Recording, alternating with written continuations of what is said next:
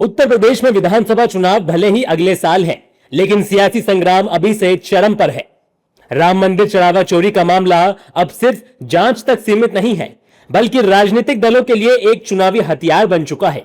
एक तरफ विपक्ष पहले दिन से चढ़ावा चोरी को लेकर बीजेपी सरकार और ट्रस्ट को घेर रहा है, तो दूसरी तरफ बीजेपी विपक्ष पर राम के नाम पर दोहरा चरित्र अपनाने का आरोप लगा रही है। इन सब के बीच यूपी की राजनीति में अब सबसे ज्यादा चर्चा एक शब्द की है, और वो है गिरगिट।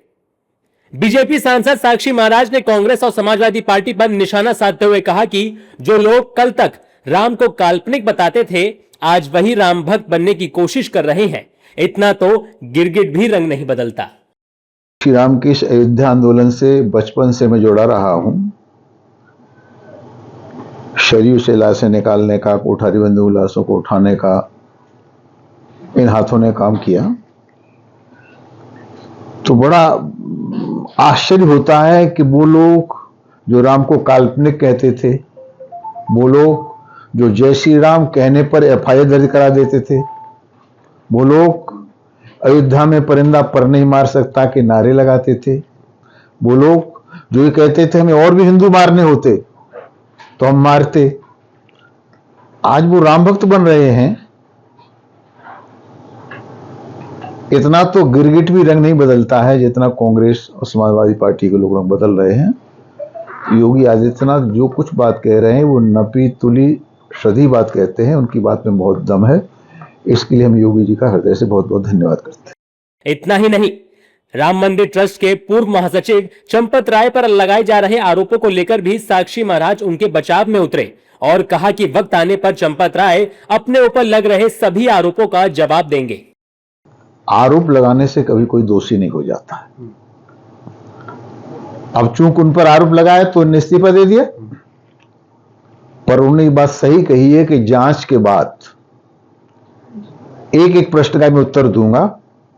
अब हो सकता है जांच में ही स्थितियां स्पष्ट हो जाए, तो उनकी अंतरात्मा जो कह रही है वह उन्होंने कहने का प्रयास किया है। कल प्रतापगढ़ में मुख्यमंत्री योगी आदित्यनाथ ने भी सपा और कांग्रेस पर हमला बोलते हुए कहा था कि इनकी राजनीति और रंग बदलने की आदत देखकर गिरगिट भी शर्मा जाएगा।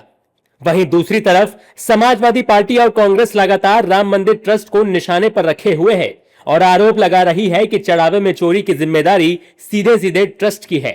ये अगर ट्रस्ट ऐसा मानता है सब कुछ सही हो गया है, तो मैं समझता हूँ ये बिल्कुल गलत है। ट्रस्ट से इस देश के लोगों का ट्रस्ट टूटा है। ये देश के लोग समझ चुके हैं कि ये ट्रस्ट भ्रष्ट है। देखिए, इस्तीफे, सस्पेंशन ये कतई दोष से छुपने का लाइसेंस नहीं हो सकता है। आज इस बात की आवश्यकता है कि इस ट्रस्ट को तत्काल प्रभाव से भंग किया जाए और इस ट्रस्ट का पुनर्गठन किया जाए, क्योंकि इस ट्रस्ट में बैठा कोई भी व्यक्ति अपनी जिम्मेदारियों का निर्वहन नहीं कर रहा है। जब वहाँ पर भगवान श्री राम का मंदिर बना तो बहुत सारे लोग ऐसे थे कि जिन्होंने उस समय उसको बनाने में बहुत महत्वपूर्ण भूमिका निभाई, लेकिन जब ट्रस्ट बनाया गया तो उन सबको दरकिनार कर दिया गया। तो जब आप किसी की देखरेख के लिए अपने आदमी कोई भी चीज़ बनाता है तो देखरेख के लिए जब उसे देता है तो जिम्मेदारी अपने नज़दीकों को देता है, तो इसका मतलब आपने जिम्मेदारी उन्हें सोच समझ के दी, इसलिए उन्हें ट्रस्ट का मेंबर बनाया। तो आज अगर वहाँ कोई घटना घट रही है तो निश्चित तौर से वो लोग जिम्मेदार हैं। एसआईटी चढ़ावा चोरी की जांच कर रही है, लेकिन सियासत ने फैसला सुनाना शुरू कर दिया है।